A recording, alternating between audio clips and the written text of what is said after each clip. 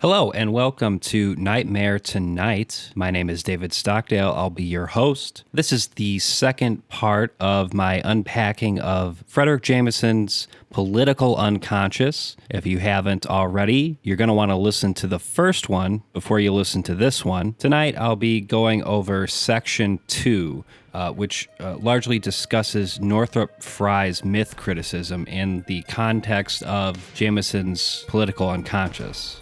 Before we get going, I just want to let you know if you have a few bucks to spare and want to support me on a monthly basis, you can do so at patreon.com/Nightmare Masterclass. Oh, and I just wrote a thing that is probably more relevant to our current political moment. It's called Fascism in the Age of Coronavirus, and it's on Medium, so I'll provide a link to it in the show notes. Please clap. Now, you might find me repeating myself a little bit just as I go over some of these notes, but I think for posterity's sake, I'm just going to go ahead and dish it out.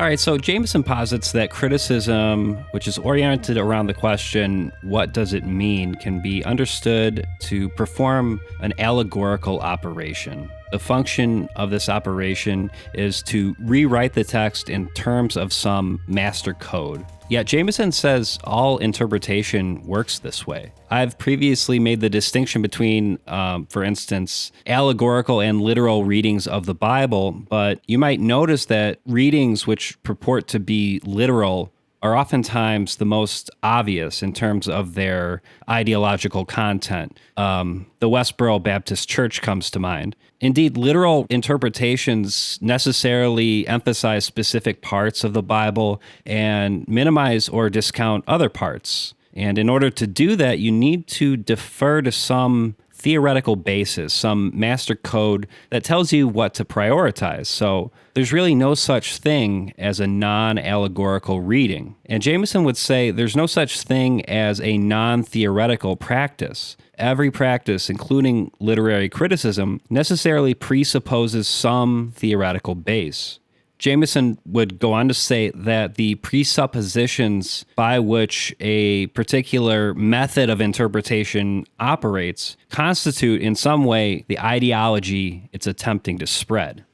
Jameson gives the example of proponents of new criticism who think of it as an ahistorical approach. They consider historical context to be outside the scope of a textual analysis. Something akin to this kind of approach can be observed and described in my video on Don't Hug Me, I'm Scared, the first of my critical approaches series where I talk about the formal method. Yet, new criticism does operate with a particular understanding of history. Really, how could it be otherwise? Jameson would even say the function of new criticism is to spread its own ideological understanding of history. Jameson also argues that interpretation proper also presupposes mechanisms of mystification and or repression, at least insofar as they seek to find some latent meaning behind the text. The layperson often claims that a given text simply means what it says, but we live in a society of mystification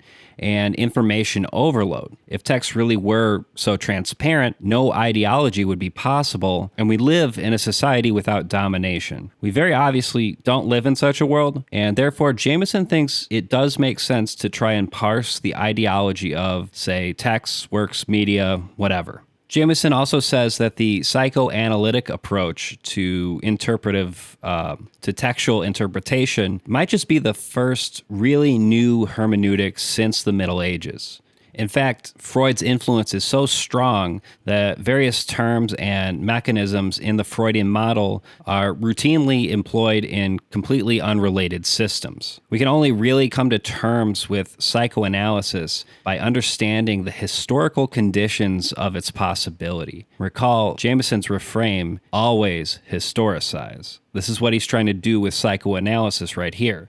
So we're trying to wrap our minds around the historical conditions of the very possibility for something like psychoanalysis to come about. Jameson says the conditions of possibility of psychoanalysis become visible, one would imagine, only when you begin to appreciate the extent of psychic fragmentation since the beginnings of capitalism, with its systematic quantification and rationalization of experience, its instrumental reorganization of the subject just as much as of the outside world. For instance, the autonomization of sexuality is one key precondition for the emergence of Freudian psychoanalysis. This occurs by means of specialization of various stages of life. For instance, the differentiation of childhood from adulthood. Jameson then speculates on the possibility of historicizing the various ideologies surrounding sexual practices throughout time. He says, as for primitive sexuality, if we were able imaginatively to grasp the symbolic trajectory that leads from tattoos and ritual mutilation to the constitution of erogenous zones in modern men and women, we would have gone a long way towards sensing the historicity of the sexual phenomenon. Additionally, the Freudian conception of wish fulfillment, which finds its predecessors in Marx's labor power and Nietzschean conceptions of value, is only really possible after a certain degree of abstraction in society has taken place. Some degree of abstraction is obviously present in prior modes of production, such as feudalism, but capitalism is the mechanism that further develops and spreads this abstraction to a generalized form. Jameson then shifts his focus from Freud to Northrop Frye, whose approach is known as myth or archetypal criticism. Myth criticism is contingent upon the ideological presupposition that there is a continuity between social relations and narrative forms of primitive society and contemporary culture. Myth criticism is contingent upon the ideological presupposition that there is a continuity between social relations and narrative forms of so-called primitive society and contemporary culture. This can be understood in opposition to a Marxist framework which hinges upon the notion that social relations and narrative forms have, in essence, been dissolved via capitalist development. Jameson says this renders older cultural expressions and myths totally incomprehensible to us, like an indecipherable dead language. You know, I think it was Robert Downey Jr. who said that the Marvel films were like modern day myths for everyday people. I think he meant that in a favorable way, but one can easily see how the homogeneous nature of these films, the continual rebooting and rebranding, doesn't speak very well of our current situation, at least in terms of pop culture. Jameson considers Frye's work to be a reinvention of the fourfold system of the Middle Ages. Recall that we went over the 4 levels of this system in the previous episode. The most relevant exchanges on the matter of the problem of interpretation take place between the psychoanalytic and the theological. What makes Frye stand out among myth critics is his willingness to discuss the issue of community and, as Jameson puts it, to draw basic, essential social interpretive consequences from the nature of religion as collective representation. In other words, Frye gives a kind of privileged status to the collective or communal in a way that most other myth critics don't. Like Joseph Campbell's works, which have been highly popularized, tend to focus on the individual hero instead of the communal. So Jameson really appreciates Frye's emphasis on the collective or communal. Now, Frye reconfigured the fourfold system as 4 phases rather than 4 distinct interpretive codes, what Jameson refers to as horizons. The reading mind in Frye's framework orients itself towards particular orders of textual phenomena. In this schema, the context determines the type of interpretation. The literal, with a capital L, can be understood as a concerted attention of the reading mind towards both verbal organization as well as the order of language. The formal, capital F there, is the mind's attention towards the text as a type of content that evokes a particular image in the phenomenological sense. In Fry's third level, the mythical or archetypal, both desire and society figure into this equation. This is what was referred to as the anagogical in the medieval system. In this context, we can understand desire as, quote, the energy that leads human society to develop in its own form. And then on the level of the literal, capital L, desire comes to us as a, quote, impulse towards expression, which would have remained nebulous were it not for the work having liberated it by providing it form. In turn, civilization makes the form of desire apparent. Civilization is brought about by work, and the social function of, say, for instance, poetry is to express the goal of this work, the vision that drives this work, and the particular forms of desire assumed in that civilization. We're still talking about Fry's framework here. The outer limit of interpretive possibilities for Fry is when we see a glimpse of the human body within communal archetypes. The example Jameson provides is when a landscape is described as a sleeping giant, or when members of community bind themselves into a living organism. All of these various archetypes experienced on the prior level, the city, the farm, etc., become not simply expressions of man's desire, but rather forms of nature itself. Again, like the sleeping giant, or when members of a community are described as a huge living organism. As Jameson says, nature is now inside the mind of an infinite man who builds his cities out of the Milky Way. This is not reality, but it is the imaginative limit of desire, which is infinite, eternal, and hence apocalyptic, right? You could see the appeal of this type of criticism. It kind of reminds me of certain things that like Alan Watts has said. It's like very grandiose, and it's very much like a DMT trip or something like that. Now, because this is the final level in Fry's framework, the image of the cosmic body can't function on a symbolic level. Here, Jameson thinks that Fry performs a shift in terms. What he refers to as the anagogical is his final level, the ultimate horizon of all interpretive possibilities, while Fry's archetypal pertains to the medieval system's anagogic. Jameson thinks this is a tricky thing, like a shift that constitutes an ideological move, whereby, quote, political and collective imagery is transformed into a mere relay in some ultimately privatizing celebration of the category of individual experience.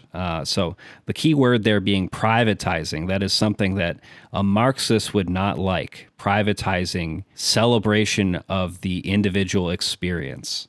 The focus in Fry's system returns to the individual as the final horizon. This is clearly not something that Jameson or indeed any Marxist can abide. In turn, Jameson's social hermeneutic seeks to reverse this shift. Jameson says the unity of the body must once again prefigure the renewed organic identity of associative or collective life rather than, as for Fry, the reverse. That concludes section 2. Since we have time, let's move on to section 3. Now, Jameson doesn't wish to juxtapose a Marxist method with those previously mentioned. Rather, he believes that in order for literary and cultural texts to be completely intelligible, Marxism is what he calls the ultimate semantic precondition. The analysis of a text needs to take place within 3 concentric frameworks, which serve as the semantic horizons of interpretation. Through this process, the notion of the text itself,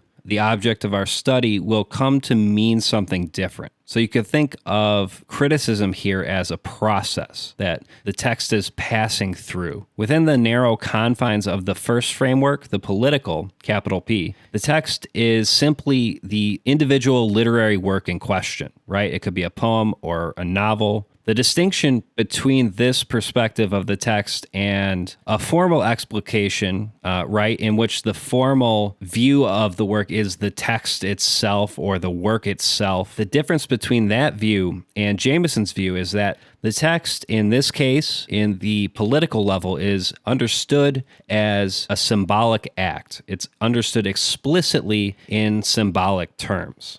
When the analysis passes through the second framework, the text is opened up to include the realm of the social, in which case the text is dialectically transformed and reconstituted in a framework which thinks of it as an individual parole or utterance. So these terms like parole and utterance, these have significance in terms of structural linguistics and post-structuralism. But don't let any of that intimidate you, because really all Jameson is saying here is that when the text passes through his second horizon of interpretation, the social with a capital S, what that means is he's now looking at it in terms of its place in the larger discourse, in which the text, the work itself, is simply one of many, many works, and it's one of many aesthetic expressions in culture. So the work needs to be analyzed on that level. This new horizon, the social, entails an examination of the ideologemes within the work. Ideologemes, Jameson defines as the smallest intelligible unit of the essentially antagonistic collective discourses of social classes. But I think it'll really become more clear what an ideologeme is when we discuss it in more depth. The final horizon of interpretive possibility in Jameson's framework is the historical, capital H, which is human history as a whole. At this level of meaning, the text is read specifically in terms of what Jameson refers to as its ideology of form, in which a text's ideologemes undergo a final transformation. Ideology of form, in this sense, can be understood as, quote, the symbolic messages transmitted to us by the coexistence of various sign systems, which are themselves traces or anticipations of modes of production. Now, this sounds a bit daunting, but really what Jameson is getting at here is that you can analyze a text in terms of specific ideologemes that it evinces and reconstitute them in terms of its ideology of form, in terms of what sort of mode of production is it exhibiting, what sort of ideology is it giving off in terms of this specific textual component. And it's entirely possible that throughout the work you can have conflicting codes per se, which evince different modes of production. You can have something in the work that evinces a bit of feudalism, for instance, and then you can have more contemporary textual components which evince late capitalism. And despite the fact that these codes may appear to be conflicting, recall that Jameson calls for a type of reunification in the historical horizon of his framework. Jameson then goes into greater detail about the narrowly political level in which history is boiled down to the, quote, chronicle-like annals of the rise and fall of political regimes and social fashions. In this framework, the text is understood as a symbolic act. This is central to the political horizon.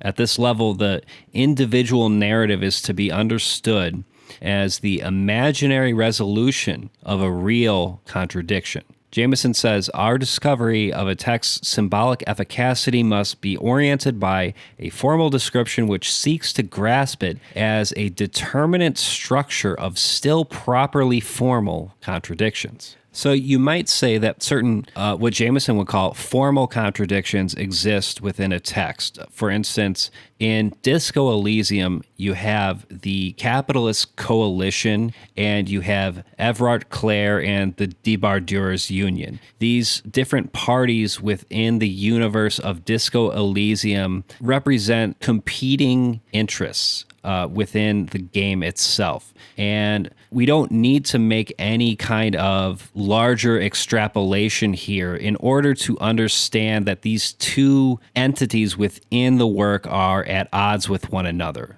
So they're, in that sense, they're formal contradictions. Jameson then cites Claude Levi-Strauss's study of the Caduveo, a hierarchical society organized into three castes. The neighboring Guana and Boro Oro effectively conceal their hierarchy through social institutions known as moieties, which cut across the three castes. The reciprocal nature of these moieties serve to relieve any tensions surrounding the material inequalities of these castes, but only in a superficial way, only in the realm of appearances. As Levi-Strauss puts it, asymmetry of class is balanced by symmetry of moieties. I'll include here in the show notes the structural study of myth by Claude Levi-Strauss, which is the relevant work in question. Now, importantly, the Caduveo lacked such institutions. They did not have moieties in the sense that these other tribes did. Levi-Strauss's interpretation of Caduveo facial art hinges upon the concept that it serves as a kind of imaginary solution to the contradictions inherent within their particular class arrangement, their caste system. They can only express a symbolic striving towards equality by means of artistic expression.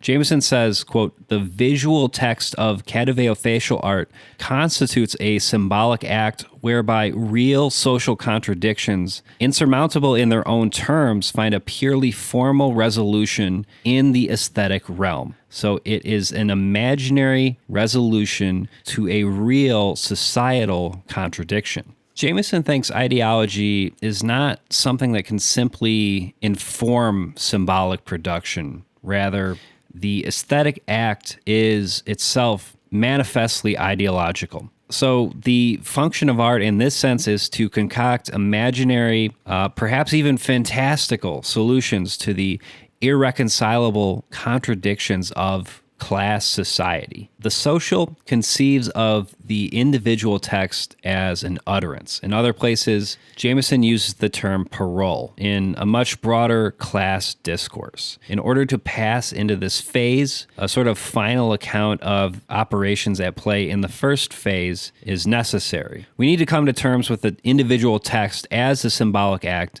in the schema of the narrowly political level before we contextualize it within the broader discourse. We need to answer the question, what contradictions does the work seek to resolve in a symbolic fashion? Jameson makes the distinction between prior notions of social and historical context and his own understanding of the text as something which engages with the real, which recall we've defined previously as this is a Lacanian term meaning that which defies symbolization entirely. So the text engages with the real by drawing reality into its own texture. In other words, as Jameson says, a symbolic action, what Kenneth Burke will map as a dream, prayer, or chart, is a way of doing something to the world, to the degree that what we are calling world must inhere within it as the content it has to take up into itself in order to submit it to the transformations of form.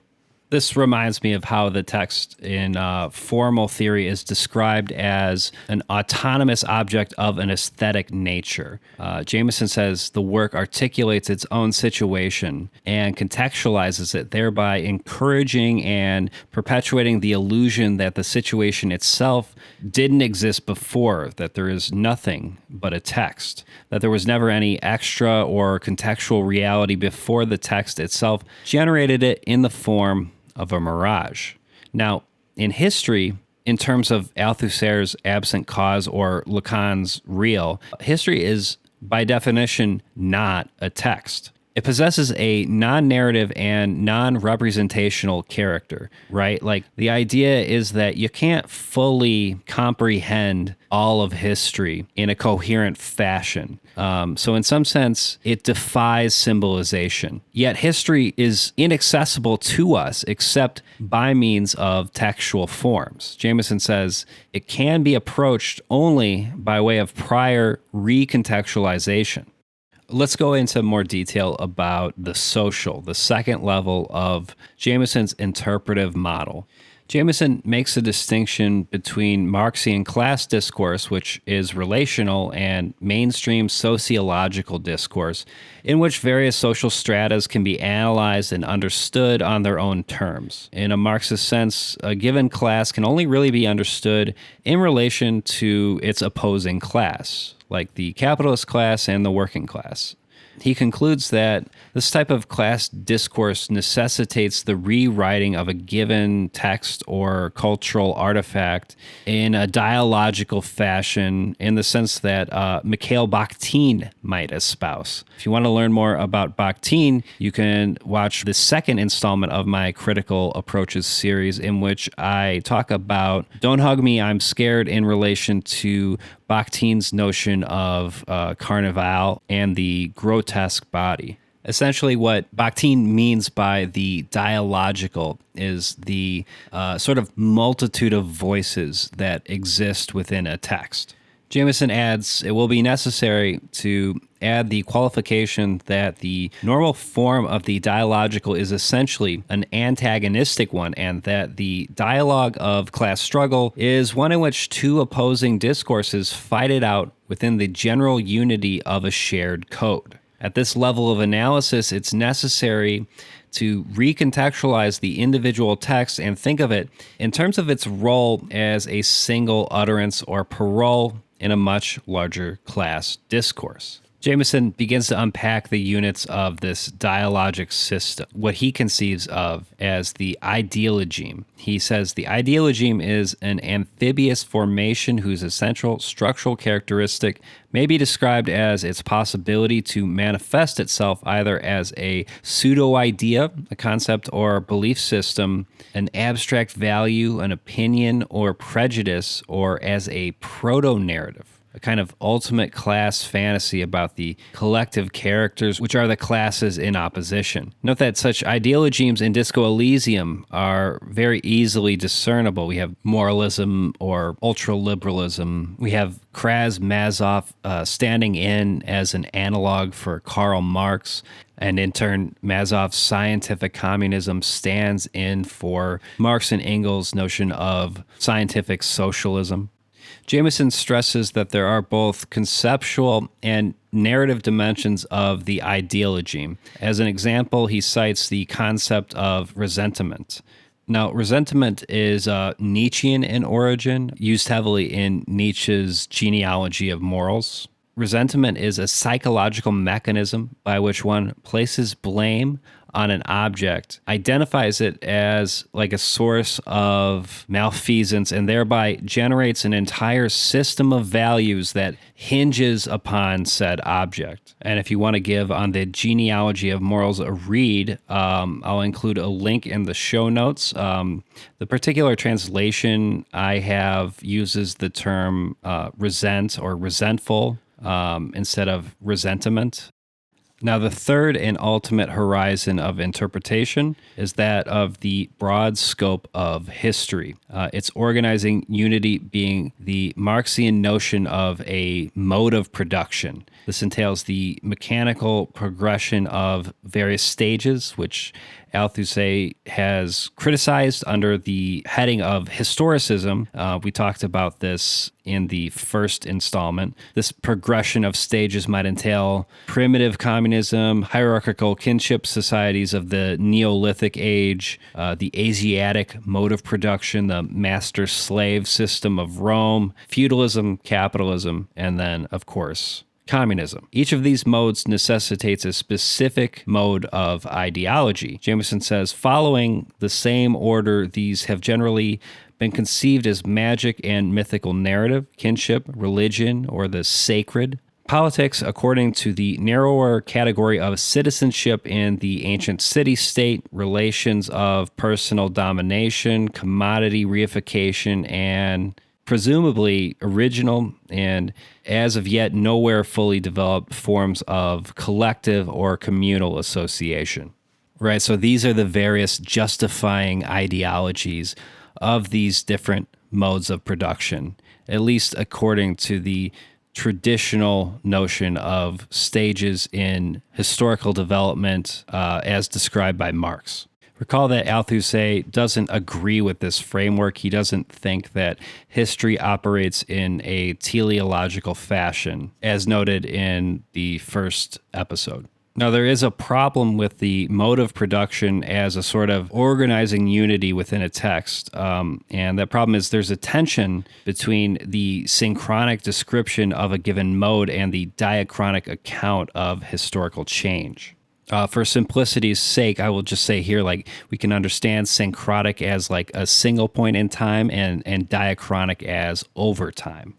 A theoretician named Nicos Poulantzas, sorry if I'm not pronouncing that correctly, articulated a distinction between the concept of a mode of production as a theoretical construction and a, quote, social formation. Jameson thinks there's a deceptive sort of empiricist bent to this, but the really important thing to retain in this line of thought is the idea that multiple modes of production exist simultaneously at any given time. So, for instance, capitalism, of course, retains vestiges of feudalism, and so too does it contain anticipatory tendencies towards a new mode. It might be wishful thinking on Jameson's part, but I tend to agree. Jameson spells out the parameters of this third horizon, the historical. We can't understand a given mode of production all on its own, just like we can't understand a social class formation without relation to other classes. Jameson concludes, we will therefore suggest that this new and ultimate object may be designated, drawing on recent historical experience, as cultural revolution, that moment in which the coexistence of various modes of production become visibly antagonistic, their contradictions moving to the very center of political, social, and historical life. Kind of sounds like 2020 to me, right? Like the notion of the cool zone. We've entered a time in which we're not exactly sure what's possible. We're not exactly sure what's going to happen, even within the next couple weeks. We can perhaps understand this final horizon, its object of study being cultural revolution, as something couched in the perpetual struggle of various modes of production to achieve dominance such that a given mode becomes generalized. So cultural revolution in this sense is something that operates beyond synchrony and diachrony. In this third horizon, the textual object is systematically reconstructed in terms of what Jameson refers to as the ideology of form. That is, the determinate contradiction of the specific messages emitted by the various sign systems which coexist in a given artistic process as well as in its general social formation. So we can conceive of these various codes within the text in terms of some given mode of cultural production, some of which are surely what Jameson refers to as objectified survivals of older modes. As we discussed earlier, we might have some objectified survivals of feudalism within a given text. And contrarily, some can be thought of as anticipatory. Through this lens, we can reveal the false problem, for example, of whether it is class or gender that has some ultimate primacy. This is sort of the classic ongoing debate between Marxism and liberal feminism. Jameson thinks this is a false problem, since patriarchy is simply an archaic mode of production based on the division of labor between sexes. And so sexism can be understood in this context. And if you sort of extrapolate what he's saying here is that you can advocate for emancipation at all of these different stages of production. You can advocate for the full emancipation of women when it comes to feminism, and you can advocate for the full emancipation of the worker when it comes to the capitalist mode of production. These things don't conflict, they actually fit together quite nicely. Same thing goes for racism in America, right? Jameson believes nothing is to be gained by opposing one reified theme to another, like history versus language, for instance. A philosopher named Jürgen Habermas attempted to subsume history into a larger rubric of communication or intersubjectivity. Umberto Eco, who's an author, also a philosopher, attempted to do the same under the heading of the symbolic as the prime interpretive code. These attempts are misguided as they're based on the assumption that the Marxian category of the mode of production is a kind of technological determinism or productionist determinism. Jameson falls into the Althusserian camp on this matter, believing that elements of the superstructure take on a kind of semi-autonomy. So, for instance, perhaps the state can take on some level of semi-autonomy. So it's not simply that the base determines the superstructure. It's more like a feedback loop. Nonetheless, there is always the danger of what Jameson calls thematization or reification, like reducing history down to, quote, a mere object of representation. How do we avoid this? Jameson's solution is to think of history as, quote, the experience of necessity. That is the heuristic approach of understanding why things had to happen the way that they did. What prevented events from happening a different way? Thinking of history in this way does not entail any specific content. Rather, it's a kind of a formal understanding of events. The product of this approach is not merely a new vision or representation. Recall that we are thinking of history as an absent cause in the Spinoza's sense, or in terms of Lacan's real, which again, I have described before as that which resists symbolization entirely. Recall Althusser's idea that history cannot be described coherently in a comprehensive manner. And so finally, we'll conclude here with a quote by Jameson. He says, conceived in this sense, history is what hurts. It is what refuses desire and sets inexorable limits to individual as well as collective praxis, which its ruses turn into grisly and ironic reversals of their overt intention. But this history can only be apprehended through its effects, and never directly as some reified force. That wraps it up for this installment of Nightmare Tonight. Again, if you would like to support me on a monthly basis, you can do so at patreon.com/Nightmare Masterclass. I have various tiers, so take a look, see what works for you. I would really appreciate it. If you have any questions about any of this, you can email me at nightmaremasterclass@gmail.com, and I certainly do not promise that I will have the exact answer to your question, but I'll at least do my best to respond, maybe point you in the right direction. Okay, thank you for watching, and good night.